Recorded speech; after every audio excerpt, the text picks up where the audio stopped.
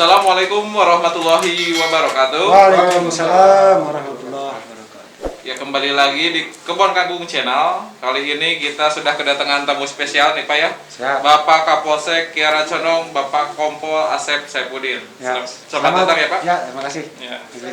Ini Pak, kita ada berbincang-bincang sedikit ya Pak, terutama itu mengenai yang saat ini sedang memang trending, bukan trending sih Pak, memang sudah kewajiban kita ya Pak ya, yaitu tentang PPKM.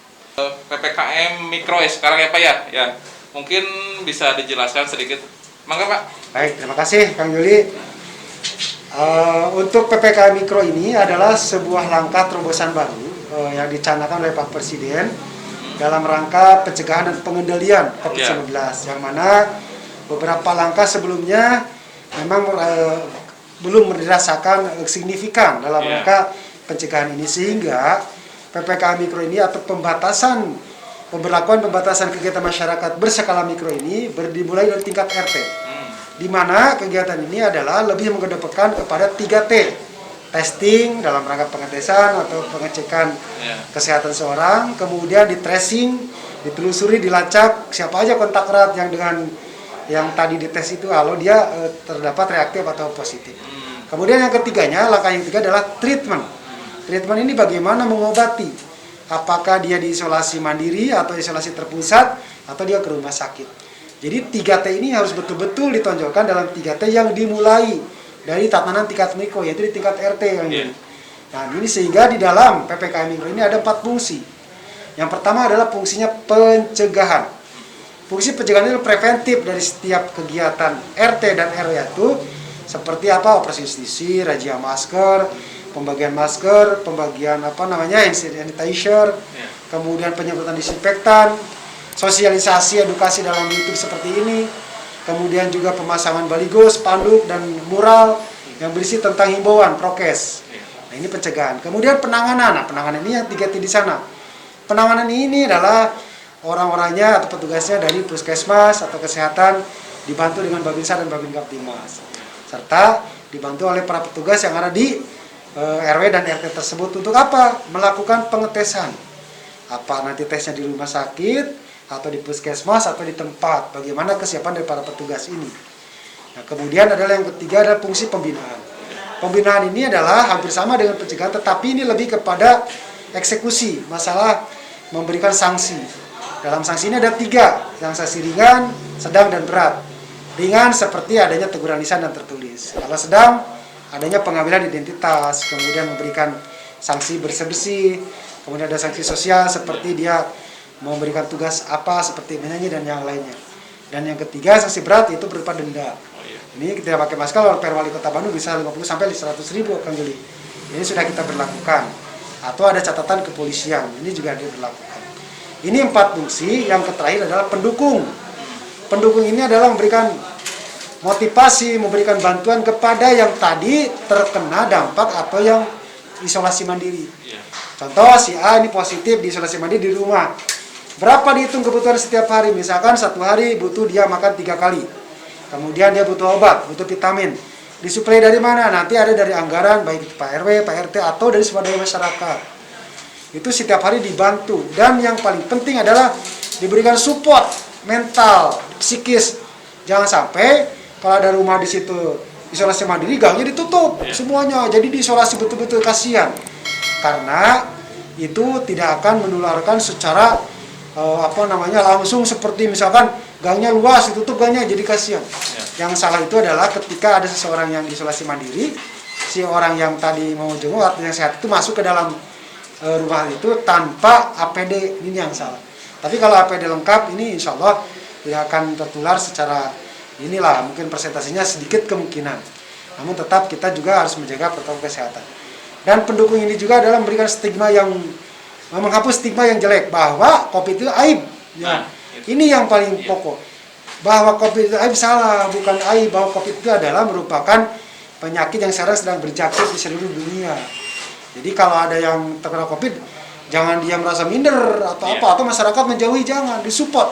Kasihkan spirit bantuan supaya masyarakat yang terkena ini cepat sembuh. Nah, ini akhirnya tentang PPKM Mikro yang dicanangkan sekarang, dan alhamdulillah di Kiara Condong sudah bergulir sampai ke tingkat RT. Itu. Ya. demikian sangat terinperinci sekali ya Pak ya, Ya. penjelasannya mungkin dapat dipahami oleh masyarakat. Memang saat ini sesuai data yang kita terima memang pertumbuhan COVID itu masih terus berjalan ya Pak ya. Maka dari itu memang PPKM ini sangat penting sekali gitu untuk terus dilaksanakan, terutama sekarang kan sampai ke tingkat-tingkat ke RW gitu, ke RT. Itu RT. Nah, memang tingkatan RT itu memang sangat riskan sekali karena di sana merupakan sekumpulan warga yang memang setiap hari sering berkomunikasi, sering berdampingan gitu. Maka dari itu harus memang betul-betul PPKM itu dilaksanakan dari tingkat paling bawah. Seperti itu. Kemudian juga ada beberapa pertanyaan lagi Pak yang selanjutnya. Bagaimana tentang pemberlakuan jam operasional baik kantor, baik dari usaha dan lain sebagainya? Ya, baik. Jadi PPKM Mikro itu berawal dari adanya Inmendagri nomor 3 tahun 2001. Diperkuat dengan Perwal Pak Wali Kota nomor 3, nomor 6, sekarang tadi nomor 6 nih. Tentang perubahan dari Perwal nomor 1 dan nomor 3. Di dalam Perwal dan Inmendagri tersebut untuk peraturan PPKM yang pertama bahwa semua kegiatan sosial budaya dibatasi 50%. Dari volume yang ada di sekitar. Contoh, di masjid itu ada 500 orang misalkan biasanya atau masuk yang normal. Nah, dibatasi 50% volumenya. Kemudian misalkan ada kegiatan yang lainnya seperti kegiatan-kegiatan yang mendatangkan masyarakat itu juga dibatasi betul. Dan jam operasional tadi kita tanyakan Kang Yuli bahwa di dalam Inpres dan Inmendagri dan Perwal itu adalah jam 21. Baik kafe, tempat hiburan, tempat makan, pertokoan modern atau warung-warung seperti Alfamart, Indomaret dan pertokoan warung-warung nasi itu jam 21. Kenapa? Untuk membatasi ruang gerak masyarakat supaya mereka tidak banyak berkeliaran ke ruang rumah. Dan di Kota Bandung juga ada penutupan, ada ring 1, ring 2, ring 3 tentang jalan. Protokol ya. Ring 1 seperti dalam kota pusatnya, kemudian 2 agak keluar, dan yang 3 yang akses ke dalam kota. Jadi ini setiap jam 18 sampai jam 6 pagi ditutup. Nah itu Kang Yuli. Ya. Demikian pemaparan mengenai pemberlakuan jam operasional bagi kantor, tempat ibadah maupun usaha. Nah, hal-hal tersebut itu memang kadang-kadang menjadi polemik di masyarakat. Namun ini semua itu memang untuk bertujuan agar ya seperti yang dijelaskan oleh Pak Kapolsek tadi bahwa menghindari kegiatan-kegiatan yang mengundang kerumunan. Betul. Itu kan memang sekarang itulah salah satu itu yang bisa cara yang bisa untuk menghindari penyebaran COVID. Seperti itu. Nah, kemudian juga Pak, pertanyaan saya selanjutnya ya Pak, bagaimana nih Pak himbauan ya, cara kita supaya agar masyarakat itu bisa menaati peraturan dari himbauan-himbauan yang kita setiap hari galakan seperti itu. Baik, makasih. Sebelum saya masuk ke himbauan, di dalam PPKM itu ada sistem zonasi. Zonasi ini ada 4 warna, 1 hijau, kuning, oranye, dan merah. Salah satu dikatakan hijau, RT tersebut apabila di RT tersebut tidak ada satu rumah pun yang terpapar COVID. Satu rumah ya, bukan orang. Sampai satu, misalkan, nggak ada satu pun nih, berarti hijau.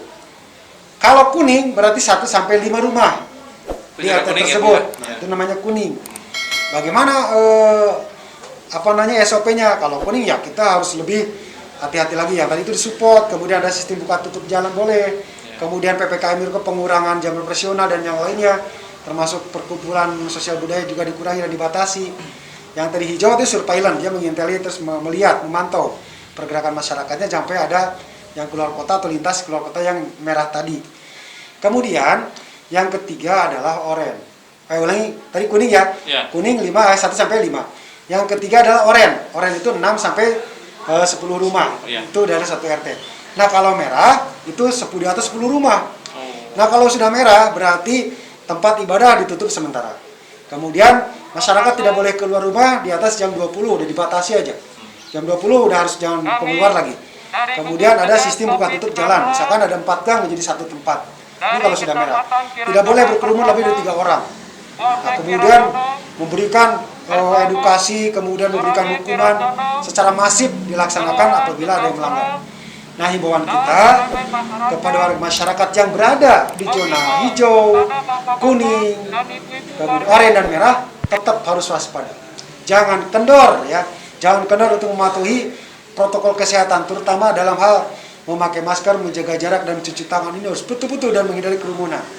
Serta tetap diupayakan 3T tadi dilaksanakan. Jangan tabu, jangan malu, jangan takut ketika seorang sudah terasa bergejala, dia tidak mau dites, diam-diam sendiri, akhirnya dia menularkan kepada yang lain. Sehingga harus ditesting, kemudian di tracing. Siapa nih yang men-tracernya? Siapa sebagai tracernya, petugasnya? Semua warga masyarakat melihat ini nanti melaporkan kepada ketua RT dan RW. Nah, ini Pak, sekotak rat ini dari kemarin kotak rat sama ini. Jadi harus dilaporkan karena men-tracing seseorang itu agak sulit karena orang tidak terbuka, kadang-kadang malu. Nah, karena aib tadi kan. Kemudian yang ketiganya harus di treatment, diobati sampai sembuh. Sampai gimana caranya orangnya sampai sembuh dan tidak ada trauma.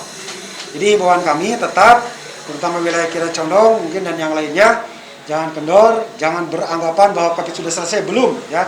Dan jangan beranggapan bahwa COVID ini rekayasa, tidak ada rekayasa. Jangan beranggapan bahwa COVID ini aib, bukan aib ya. Mari bersama-sama kita bisa. Dan yang paling pokok saya berpesan, jadikan ini ladang amal buat kita. Ini fastabiqul khairat buat kita semua. Memakai masker adalah sedekah karena Allah. Kita memberikan woro-woro himbauan ke masyarakat karena Allah, menyelamatkan yang lain. Kita memberi bantuan sedekah. Jadi jangan berpikiran, wah ini biar aja yang bekerja petugas, jangan. Tidak bisa pemerintah berjalan sendiri, Pak Lurah, Pak RW, Pak RT berjalan sendiri.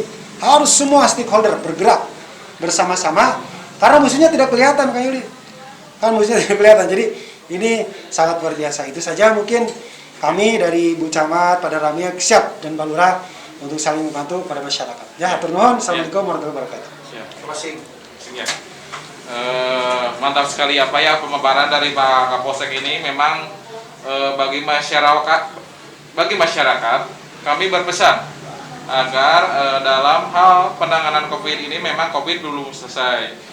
Kita dari stakeholder, dari pemerintahan, dari aparat kepolisian maupun dari TNI terus menghimbau dengan setiap hari dengan mengadakan kegiatan penegakan kedisiplinan di seluruh wilayah Kelurahan Kebon Kangkung.